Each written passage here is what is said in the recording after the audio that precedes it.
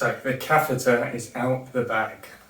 So this is a difficult one because it's probably one of the hardest things that I had to deal with when I was in hospital, was learning how to pee again. It was a real mind fudge, shall we say. So when I was in a coma for 17 days, and when I came round, I had an IV, a catheter in, everything was really weird, I was really confused for ages. And you just kind of accept everything as what it needs to be, really. You trust medical professionals. So as I came to and came corpus mentis, I got transferred to Salisbury, my IV was taken out, all this kind of stuff, but my catheter stayed in. Didn't really think anything of it. When I got to Salisbury, one of the ward therapists came into my room and they explained to me that your bladder control is all the way down at the bottom of your spine. And my injury's here in the middle of the spine. So what that meant was that, in theory, I have no bladder control. I thought, nah, screw this, I want to be able to pee, so I tried to pee into a bottle in bed. Nothing happened. So then the ward therapist came back and he explained to me that I'm going to have to learn how to self-intermittent catheter. So to kind of show you what that is, it's I have to use one of these to pee every time.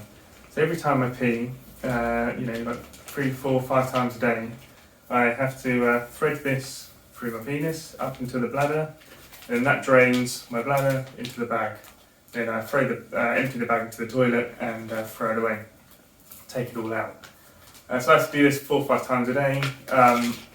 As you can imagine, the first time you learn that you have to thread this through your penis every time is horrendous.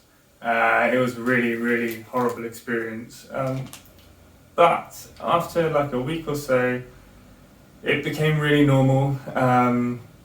It was just one of those things that I had to do to live, really. It wasn't that bad.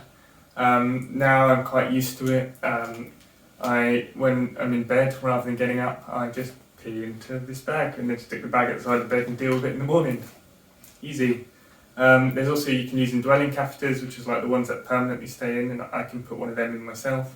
And then I can use that if, say, I want to go out drinking for a day, but I don't want to keep catheterising, I can just put a leg bag on and just pee into that. Or if I'm on a long haul flight, obviously I can't use the toilets on an aeroplane if I can't walk.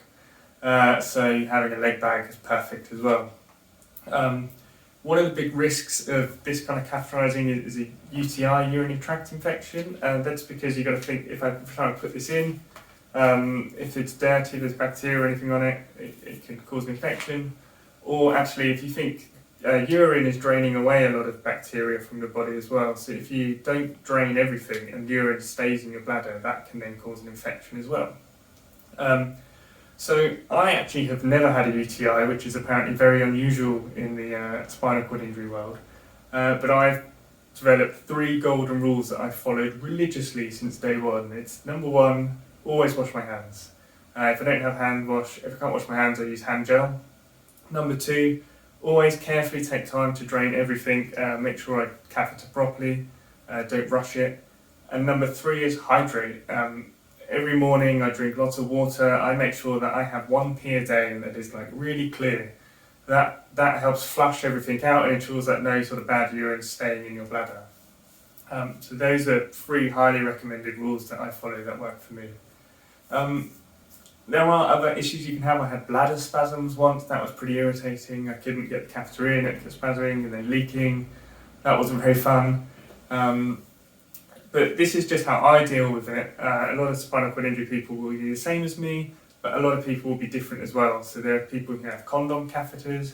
So this is like a condom that goes over the penis and you attach a leg bag, and every so often your bladder fills up, and when it's ready to release, it just goes. So you can't control that either, so that's why you have the leg bag. But you don't need to intermittent catheter. So pros and cons. The other one is a suprapubic one. So this is where they actually use surgery. They put a catheter in your abdomen to your bladder, and you can just attach to that, and then you do that. Often when you're older, something you might do just to make it easier to catheter, but you still like 4 or 5 times a day, that's how you do that. So yeah, that's a little bit about what it's like as a spinal cord injury patient to deal with learning to pee again. If you have any questions, please leave them in the comments. I'll try and answer them as best I can. And yeah, thanks for watching, and look forward to seeing you next week. Cheers.